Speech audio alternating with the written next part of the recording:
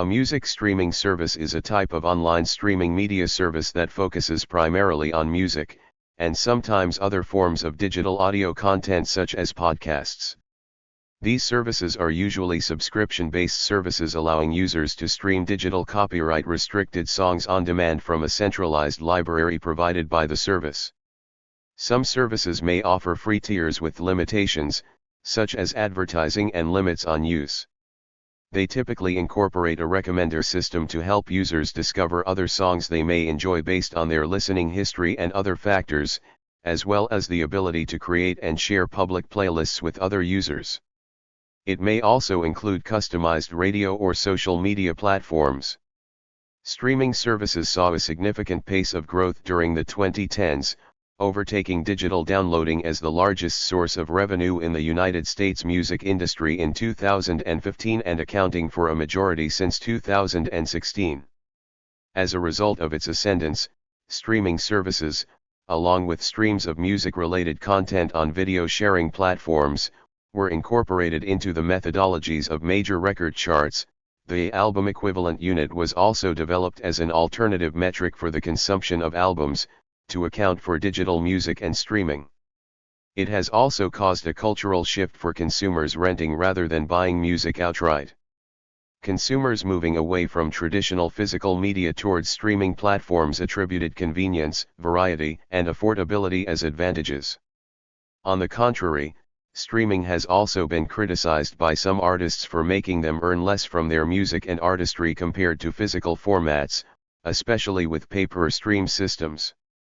Some critique that the system makes it so artists get paid as low as 1/10 of a cent per stream, while streaming services like Spotify tripled in value with no increase in payouts to artists. This is one of the main limitations that comes with music streaming services. Digital distribution of music began to achieve prominence in the late 1990s and early 2000s. MP3.com and PeopleSound were early forerunners to later services, offering the ability for musicians, including, especially, independent musicians, to upload and distribute their songs online in the MP3 format. In 1999, MP3.com offered a service known as Beemit, allowing users to rip and upload music from CDs they owned into a personal library they could stream via their accounts. The service was then the subject of a lawsuit by Universal Music Group, which ultimately ruled that the service constituted the unauthorized distribution of their copyrighted sound recordings. The lawsuit proved detrimental to the company, and it was subsequently acquired by UMG's parent company Vivendi Universal, and later sold to CNET, which shut down its music distribution platform. In December 2001, Rhapsody was launched by the startup Listen.com, becoming the first service to offer subscription-based streaming access to a library of music online. Initially limited to content from independent labels such as Naxos, it later reached agreements to stream music from the Big Five major labels. In 2003, Roxio acquired the assets associated with the former file-sharing platform Napster. It was combined with assets from a second acquisition PressPlay to form a new service under the Napster brand, which included an online music store and subscription music streaming. Pandora Radio launched in 2005. The service initially allowed users to create and listen to internet radio stations based on categories such as genres, which could then be personalized by giving thumbs up and thumbs down ratings to songs and artists the user liked or disliked.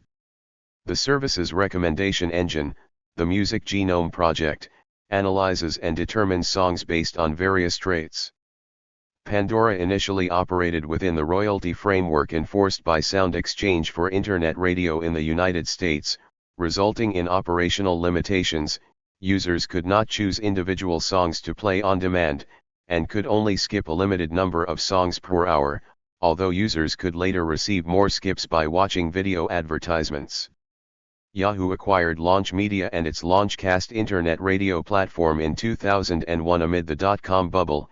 In 2005, the service evolved into Yahoo Music Unlimited, a subscription service that allowed songs to be streamed in DRM-protected Windows Media Audio, WMA, and purchased for an additional fee.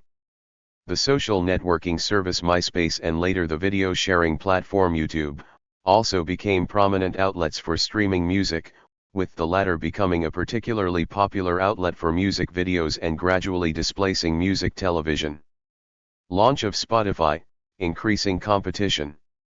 In 2006, Swedish businessman Daniel Ek and Martin Lorentzon founded Spotify, which first launched in 2008, aiming to create a legal alternative to file-sharing platforms such as Napster and Kazaa.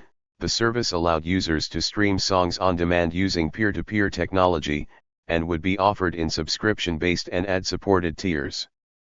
Ek stated that he wanted to create a service that was better than piracy and at the same time compensates the music industry. In 2006, a French music streaming website known as Blog Music was shut down after copyright complaints by the local royalty agency SACEM. After reaching agreements with SACEM, the site subsequently relaunched as Deezer, which reached 7 million users by the end of 2009.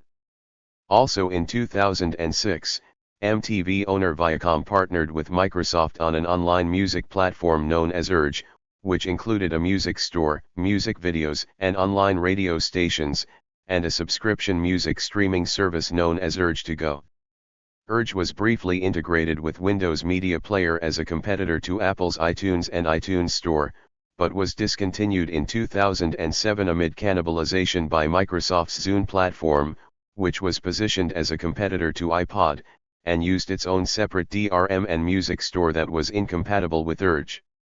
Viacom then entered into a partnership with Rhapsody owner Real Networks to form the joint venture Rhapsody America, and transition Urge subscribers to Rhapsody.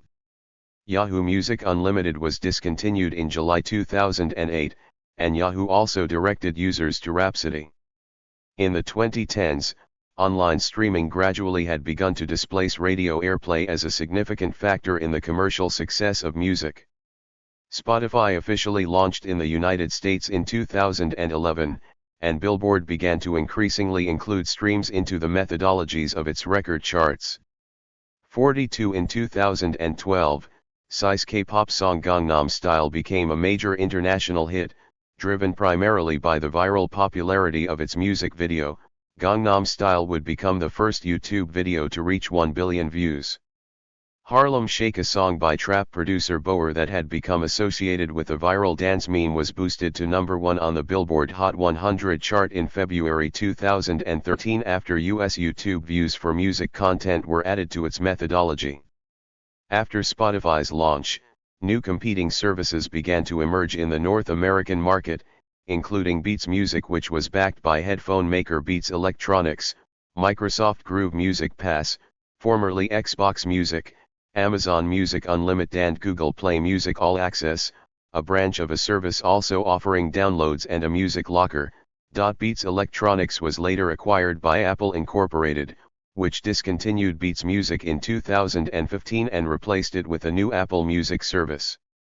Tidal, a streaming service oriented towards high-fidelity audio, also emerged in 2015, with backing from rapper Jay-Z, and a focus on exclusive content.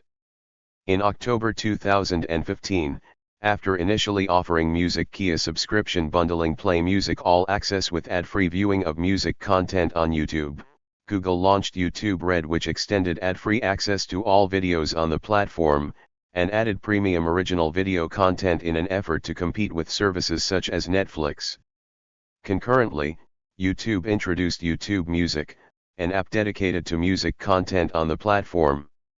In 2016, Rhapsody was renamed Napster. Rhapsody had acquired Napster in 2011. In 2017, Pandora launched a premium tier, which features an on-demand service more in line with its competitors, while still leveraging its existing recommendation engine and manual curation. In October 2017, Microsoft announced the discontinuation of Groove Music Pass, and directed its users to Spotify. In 2018, YouTube Red rebranded as YouTube Premium, and YouTube concurrently introduced a redesigned YouTube Music platform, along with a separate YouTube Music subscription at a lower price point. The YouTube Music platform can be used without a subscription, but carries video advertising, and does not support background playback on mobile devices. The YouTube Music service eventually replaced Google Play Music entirely in 2020, and Google no longer operates a digital music store. In 2019, Beatport, an online music store primarily targeting DJs and electronic music, announced music streaming services known as Beatport Cloud and Beatport Link. The latter is designed to integrate directly with DJ software such as Serato, Rekordbox, Traktor, and its first-party web application Beatport DJ, which launched in 2021.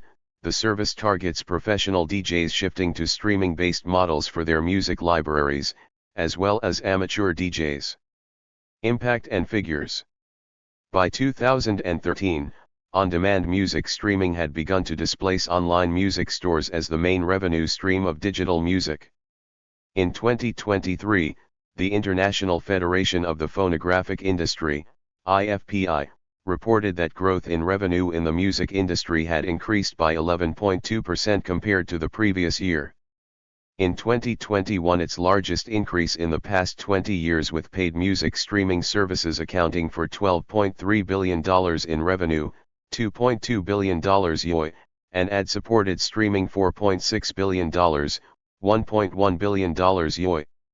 Revenue from music streaming services had more than doubled since 2017, and the estimated number of users of paid services was 667 million in 2023. In 2019, streaming services accounted for the majority of music revenue globally for the first time. Music streaming services have faced criticism over the amount of royalties they distribute, including accusations that they do not fairly compensate musicians and songwriters. In 2013, Spotify stated that it paid artists an average of $0.007 per stream. Music Week editor Tim Ingham commented that while the figure may initially seem alarming, he noted, unlike buying a CD or download, streaming is not a one-off payment.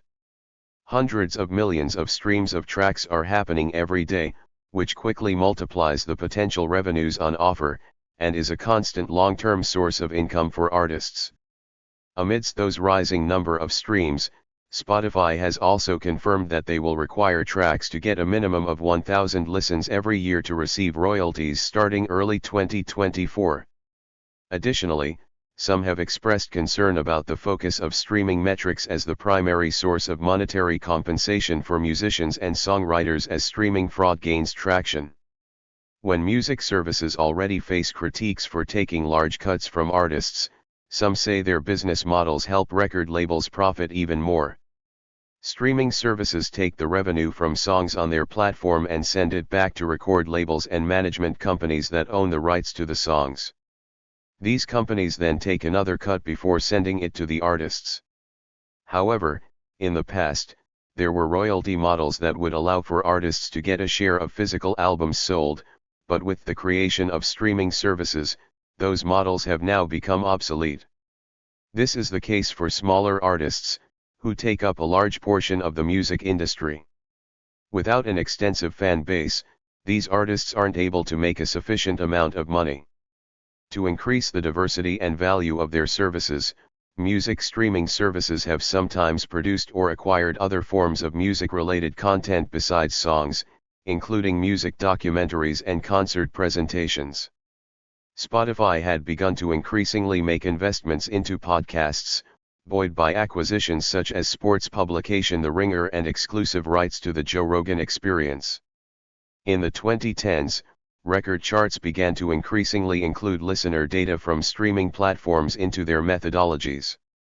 In March 2012, Billboard launched a new on-demand songs chart, which was added to the formula of its flagship Hot 100 chart. In January 2013, on-demand songs was broadened into streaming songs, and YouTube views in the United States on videos containing music were added to the Hot 100 formula the following month. In 2014, the UK singles chart similarly changed its methodology to include streaming. To account for streaming and the decline of album purchases, album charts began to adopt a metric known as album equivalent units, AEUs, which are based on purchases of the album, and how many times individual songs from the album have been purchased or streamed. In 2016, the GfK Entertainment charts in Germany also added streaming to its methodology. However, the metric is based on revenues generated from a song's availability on paid platforms only, thus excluding free ad-supported services. Thank you for watching this video.